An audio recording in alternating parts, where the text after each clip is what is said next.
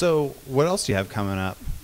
Well, I'm doing a short piece for Marvel. That's going to be a Crossbones story in an issue of Thunderbolts. Um, that's due soon. And then next month I'm going to Pittsburgh to do some research on a graphic novel that I'm writing and drawing called Day for Night, which is about a child thief in the Great Depression. And it kind of questions at what point does someone stop being a person deserving of love and sympathy and just becomes a criminal that we sort of write off. Where did this story come from? I don't really know the answer to that. I went to school in Pittsburgh, so it comes from that. Pittsburgh's kind of an amazing city. There's a lot of texture there. It's a city that has often been thought of as like the armpit of America. When Frank Lloyd Wright was asked what to do about the problem with Pittsburgh, he said, "Raise it." But it's a beautiful city now, partially because all the steel mills closed down, which led to enormous economic problems. Everybody was out of work, and it suddenly made the city more beautiful. And there's a lot of weird contrasts and contradictions in the city that make it fascinating to me. So that's and they're kind of embodying themselves in this little 10-year-old kid.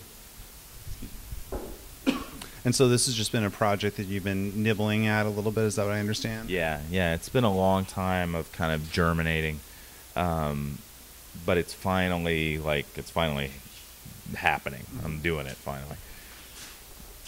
Well, normally we wrap up our discussions with the "What's your issue?" question, where we talk about a comic that was, either inspirational or so wild and crazy. And so last time when we were talking to you at Stumptown, you told us about a particular issue of Doctor Strange that you were, sort of was inspiring to you, or when you really recognized art.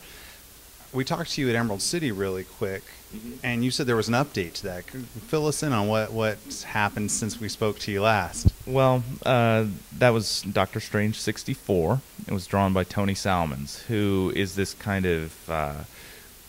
he's a hard-to-pin-down figure in the comics world. He's done little bits here, little bits there. And this issue, as I mentioned to you before, was actually very disturbing to me when I was a kid.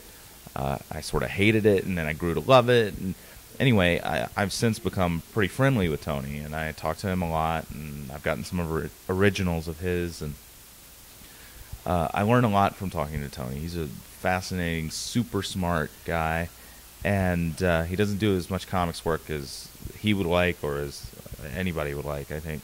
But yeah, I talk to Tony quite often, and I'm still disturbed by his work, except I'm much more comfortable being disturbed by it now. Well, now you can talk to him about it. Yeah, I can say, "Why did you do that?" And he can say, "I don't know." Fantastic. Well, thanks a lot for meeting with us, and continued success with Stumptown. Thanks very much. Good to see you again.